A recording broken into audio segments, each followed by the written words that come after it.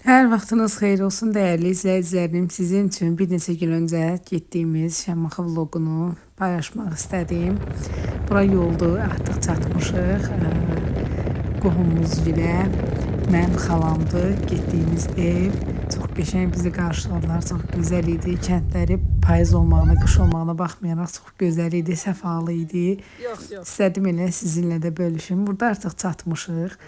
Evdəyik. Sadəcə biraz istədiyi havada gəzək. Uşaqlar evə girmək istəmirdilər. Mən də istədim sizin üçün biraz belə çəkiliş edəm. Bu mənim canım bacımın oğludur, balaca Şirinim. Düşmək istəyir oradan. Təbii ki, hava biraz sərin idi. Biraz deyəndə soyuq idi əslində.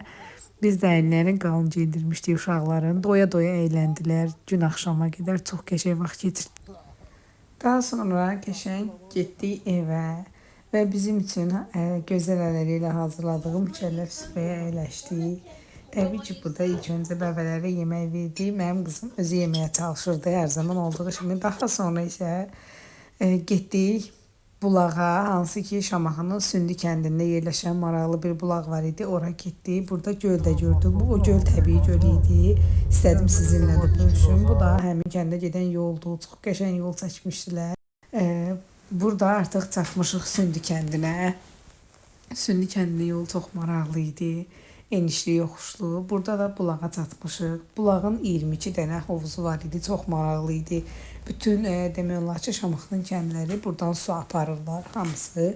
Biz də həmçinin belə qabları doldurduq su ilə gətirdik. Çox yüngül, qəşəng, şəfalı suyu var idi. Qış idi və buz kimi idi.